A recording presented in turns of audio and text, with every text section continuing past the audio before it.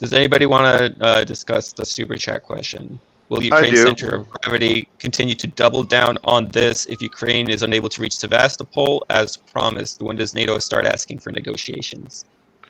I think they're asking, in a sense, now. I think so too. We had an earlier topic about frozen conflicts, and everything has been done to make it impossible to freeze this conflict.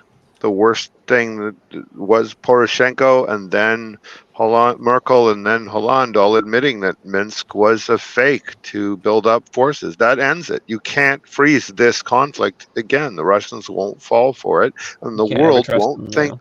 The world will not think ill of the Russians. When I say the world, I mean the real world, the 90% of it that isn't even sanctioning Russia.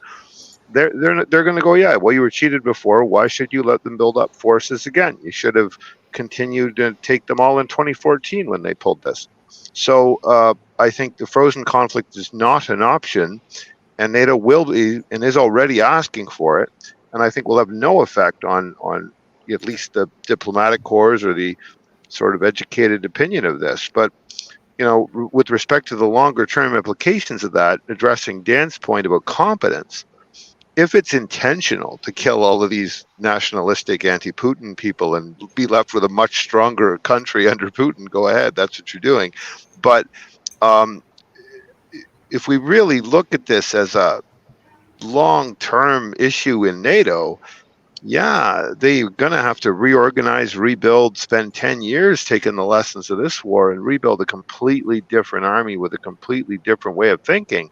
But they just don't have the sort of the talent. I mean, if 9/11 or Pearl Harbor brings in a whole lot of intelligent, motivated people to your military, but things like the way Afghanistan ended or the way this is going to end is going to drive every competent person away from going into the military. You have a worse competence problem coming out of this.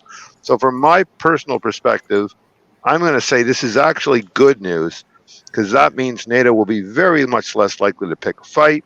Means that China can rise, diplomatically integrate Taiwan, become the superpower it's intended to be, and for that 10 years of rebuilding, the U.S. won't be able to cause any trouble, and we'll get our multipolarity out of it. That's if they're intelligent. If they're stupid, they'll get into another even worse losing fight and get beat in a real sense. Like beat, every U.S. aircraft carrier on the bottom beat.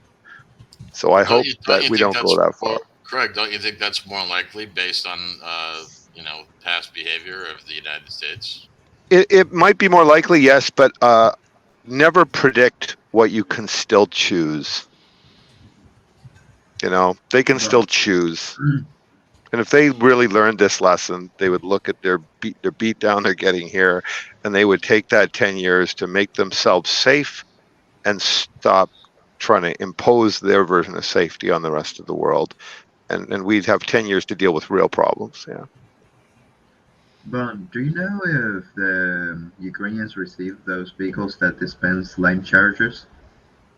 Do you know if the Ukrainians received that vehicle that dispenses line charges to clear minefields? I've never heard, and I haven't seen it. I mean, the Russians have something similar, so I would assume maybe they had some in their Soviet stocks, but I mean... And real quick, before you continue, Mehdi, you're new here, and I'm guessing you're in for the military stuff. So, to your point? Oh no, Vaughn. I think he's talking about you. We have them in our army. The rope rockets. Basically, they shoot out in front, and they're meant to clear a long lane of minefield. Actually, they use them on trenches sometimes to blow the shit out of trenches too. We used them in Afghanistan, actually. Well, I mean, I guess maybe we didn't think that was equipment that we were going to share with the Ukrainians. Maybe it's. I mean, it's nothing high tech or anything. I don't recall them ever saying it, and it would make sense. Hell, you could make your own version of it with one of the old M113s and just mount it's basically like a barrel with 500 meters maybe or whatever, 6-inch diameter deck cord, and it just goes flying and it lands because it's weighted at the end, and then you just detonate it and it blows a lane that leaves maybe a couple feet on each side of the width of an M1, and then you drive through it, in theory, and all the mines have been cleared. from the We've explosion. only ever seen that equipment used in this conflict, I'm pretty sure, by the Russians.